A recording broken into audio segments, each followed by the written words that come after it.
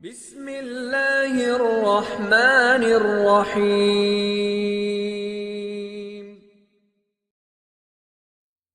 السلام علیکم ورحمۃ اللہ وبرکاتہ۔ حامدن و مصلیًا اما بعد، محترم ناظرین، ایک سوال اکثر لوگوں کی زبانوں سے ہمیں سننے میں آتا ہے، کیا جادو کو واپس پلٹایا جا سکتا ہے؟ کیا جادو کو واپس اسی دشمن پر لوٹایا جا سکتا ہے؟ دیکھیں، جادو ایک شرک ہے، جادو ایک شر ہے۔ جادو کا توڑ جادو کے ذریعے سے کرنا شریعت اس کی اجازت نہیں دیتی ہے۔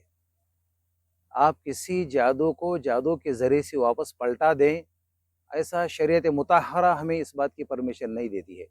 حضرت موسیٰ علیہ السلام کے زمانے میں جادو تھا، موسیٰ علیہ السلام جادو کو دیکھے، مگر یہ دعویٰ تو نہیں کیا کہ میں ایسا عمل کروں گا کہ دشمن ختم ہو جائے، جادوگر ختم ہو جائے، ان کا جادو واپس انہی پر پلٹ جائے، ایسا عمل میں کروں گا۔ یہ موسیٰ نبی نے کبھی دعویٰ نہیں کیا۔ نبی کریم صلی اللہ علیہ وسلم پر یہود بن عاصم یہودی جادو کیا، اس کا اثر بھی ہوا نبی کریم صلی اللہ علیہ وسلم پر، مگر نبی کریم صلی اللہ علیہ وسلم نے یہ نہیں کہا کہ میں فلاں یہ عمل کیا ہوں، یہ کر رہا ہوں، وہ دشمن ختم ہو جائے، جادو اسی پر واپس لوٹ گیا ہے۔ نبی کریم صلی اللہ علیہ وسلم نے ہمیں دعویٰ نہیں بتایا۔ کوئی صحابی رسول نے یہ ایسا نہیں بتایا کہ فلاں مجھ پر جادو کیا تھا، میں اسی پر واپس اس جادو کو لوٹا دیا ہوں۔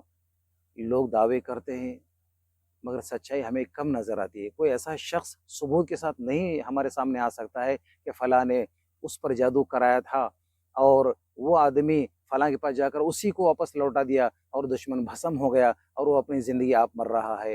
ایسا ثبوت ہمیں دیکھنے میں نہیں آتا ہے۔ ایسے حالات میں ہمیں کیا کرنا چاہیے؟ جب ہمیں معلوم ہو کہ فلاں شخص ہم پر جادو کر رہا ہے، بار بار جادو کر رہا ہے، فلاں شخص ہمارے ساتھ ظلم و ستم کر رہا ہے، بڑا ہی شریر ہے، بڑا ہی حاسد ہے، کینہ پرور ہے، نبی کریم صلی اللہ علیہ وسلم کی ایک دعا ہمیں یاد کرنا چاہیے، ربنا انا نجعلک فی نحورہم ونعوذ بک من شرورہم۔ اے اللہ، میں تیرے پناہ میں آتا ہوں ان تمام کے شر سے، چاہے وہ شر جادو کی شکل میں ہو، چاہے وہ حسد کی شکل میں ہو، چاہے وہ کینہ کپٹ کی شکل میں ہو، کوئی بھی شر ہو، اے اللہ میں اس کے شر سے تیری پناہ میں آنا چاہتا ہوں۔ یہ پیاری دعا ہے، آپ صبح اور شام دن بھر میں کم سے کم 300 دفعہ اس دعا کو پڑھتے رہے۔ ایک اور دعا ہے، ربی انی مغلوب فانتصر، یہ قرآن مجید میں موجود ہے، ربی انی مغلوب فانتصر، اے اللہ تعالیٰ فلاں شخص مجھ پر ظلم ستم ڈھا رہا ہے، فلاں شخص مجھ پر غالب آ رہا ہے، میں مظلوم ہوں، میں کمزور ہوں، باری تعالیٰ میری طاقت نہیں ہے کہ میں اس کا مقابلہ کر سکوں، ربی انی مغلوب، اے اللہ میں غالب آ گیا ہوں، دشمن مجھ پر غالب آ گیا ہے، میں مغلوب ہو گیا ہوں، فانتصر، اللہ تو میری مدد کر۔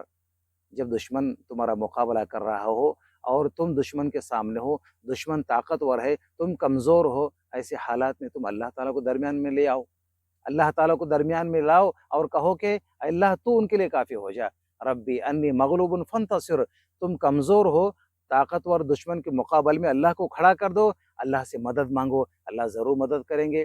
اللہ تعالیٰ سے جب دعا بندہ کرتا ہے، وقال ربکم ادعونی استجب لکم، تو مجھ سے دعا کرو، میں تمہاری دعا کو سنتا ہوں۔ جب اللہ کا وعدہ ہے کہ میں تمہاری دعاؤں کو سنتا ہے تو ہمیں دعا کرنے کی ضرورت ہے۔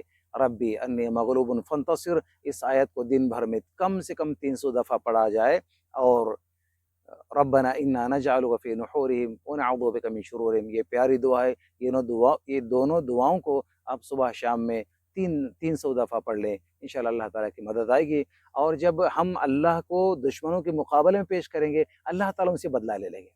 ہم بدلہ لینے کے بجائے اپنے بدلے کو اللہ کے حوالے کر دو، اللہ تعالیٰ غالب آئے گا، اللہ تعالیٰ ہماری مدد کریں گے۔ جب رب کسی کی مدد کریں گے تو پھر ہمیں مقابلہ کرنے کی ضرورت نہیں ہے، ہمیں پیچھا کرنے کی ضرورت نہیں ہے، ہم دشمن کے ٹوہ میں لگنے کی ضرورت نہیں ہے۔ اللہ تعالیٰ کے اپنے آپ کو اللہ کے حوالے کر دو، اللہ تعالیٰ ہماری مدد کریں گے، اللہ تعالیٰ ظالم کو شر سے بچائیں گے، اللہ حاسدوں کے حسد سے بچائیں گے، اللہ جادوگروں کے جادو سے ہماری حفاظت کریں گے۔